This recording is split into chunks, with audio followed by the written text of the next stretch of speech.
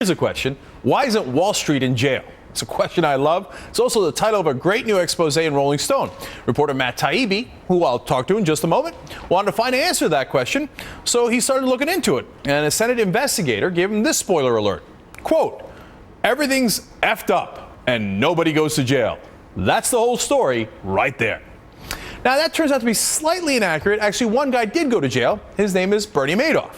He's the Ponzi schemer who's serving a 150-year prison sentence.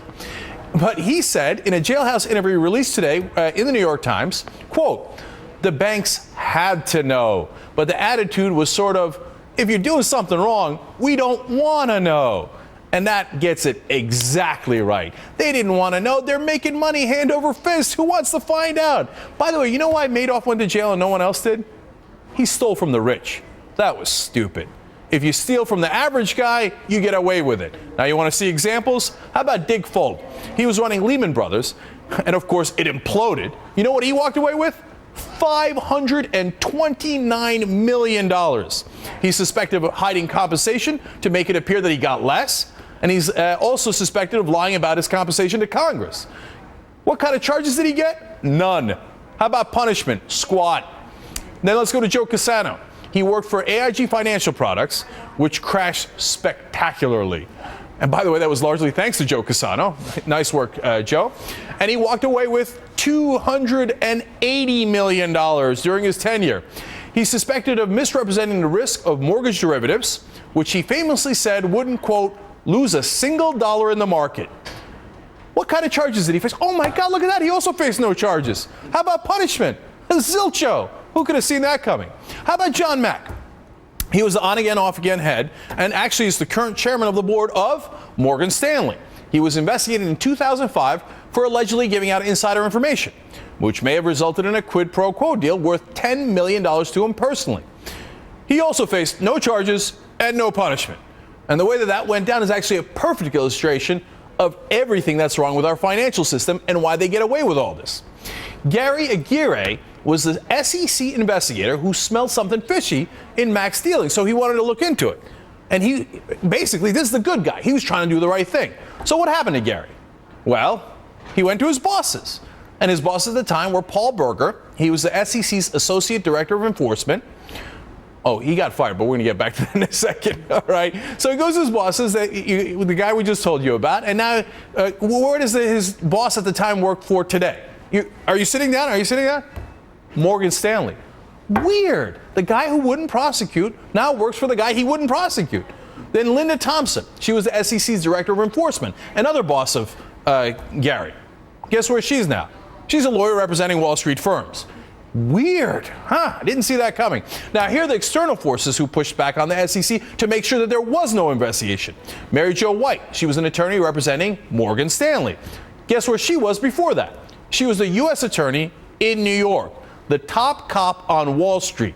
And of course, there was Gary Lynch. That was Mack's attorney. Before that, he was the SEC's Director of Enforcement. Do you see what's happening here, guys? It's called a revolving door. They're waiting for the payout. Are you going to go investigate the guy who might give you millions of dollars in your next job? Well, if you're a really good guy like Gary, you might. And remember what happened to Gary. Now let's do it. Boom, fired, gone. Everybody else gets paid. Gary gets fired for being the good guy. Now you see how they get away with it? All right, let's do more, though. Joining me now is Matt Taibbi, the guy who wrote that article. He's a contributing editor for Rolling Stone.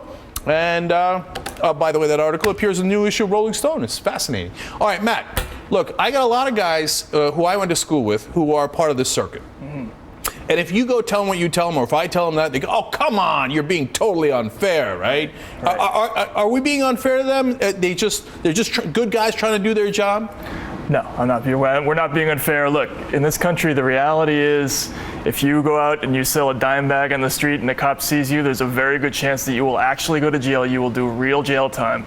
But insider trading, fraud on a massive scale, stealing billions of dollars, putting 1 million people into foreclosure, defrauding thousands of janitors and cops and firemen out of their pensions, Nobody's going to jail for this stuff. It's a class issue. These guys do not go to jail. Madoff was the only person in the entire financial crisis who was doing time. Even somebody like Angelo Mozillo, they couldn't find a way to put him in jail, and all they did was fine him less than half of his net worth. So it's an incredible situation. It's really, really dangerous for the country. So Matt, look, a lot of them will say, look, I used bad judgment. My bad, dog. Okay, so I lost, a couple of $1 billion, but there was nothing criminal here. Right.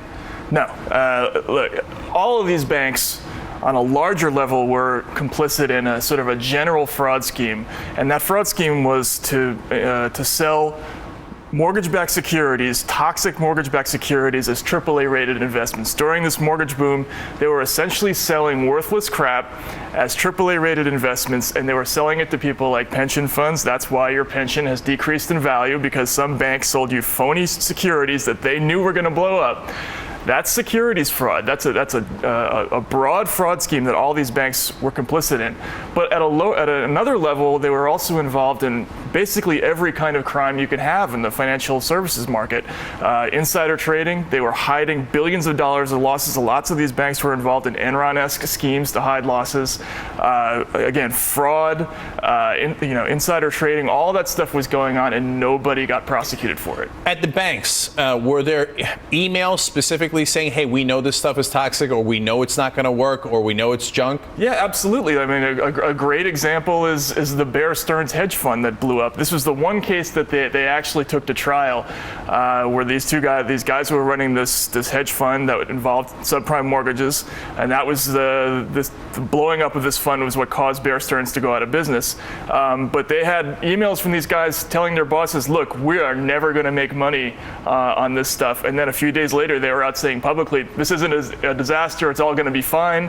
And that's just straight up fraud when they do that. That's what a Wall Street crime looks like, and they weren't convicted for it. Right, and then you got Goldman Sachs email saying, hey, that we're selling crappy stuff. Oh, yeah. You got Mozillo in his email saying, I can't believe we're selling this crap. So, but people at home got to be wondering, so why are they doing it, right? It seems like that's going to sink your company, and it sunk AIG, sunk Lehman Brothers, so why they do it anyway? What people have to understand is that the system of incentives on Wall Street has been completely perverted. I mean, all of these guys, it doesn't matter. They don't care if they blow up their companies. They don't care if we end up having to bail them out. They get their bonuses anyway. All of these guys, even the ones who are in disgrace now, guys like Joe Cassano, who helped blow up AIG, he made $280 million, and he's keeping all that money. It doesn't matter how irresponsible or how wrong you are. The incentives are there for these guys to do all this stuff, because they never have to pay in the end. The taxpayers had to pay every dime of that $280 million eventually when AIG went under, and the guy gets to keep it. It's crazy. But it's not crazy because, as you explained, to finish that up for us, why don't they prosecute? Well, I think the key issue here is the revolving door. I mean, I think that every source that I talked to in researching this story pointed out the same thing. All these guys, the two main cops are the SEC and the U.S. Attorney here in New York. If you are one of the top investigators in the SEC or the U.S. Attorney's office, when you leave those offices, there's a partnership waiting for you at one of these big corporate defense firms, and those partnerships are worth millions of dollars a year. These guys are all the equivalent of college basketball players waiting for their first NBA deal. It's an enormous amount of money, and so what ends up happening is it's a collegial sort of merry-go-round of lawyers who all know each other. They're all in the first name basis with each other. You have a situation like Aguirre. He's trying to investigate Morgan Stanley, and Morgan Stanley's lawyers are going 5 levels over his head to talk to the director of enforcement. They're talking to his boss's boss's boss while he's trying to prosecute this case. Right, and at the very least, it's implicit saying, hey, if you're good, you're a team player, we got a job at Morgan Stanley waiting for you with millions of dollars. Absolutely. Or the law firm that is working for Morgan Stanley, and that's how it works. That's why there's no prosecutions. Great piece, Matt. Really appreciate your time tonight. Thanks. Good to see you, Jack. All right.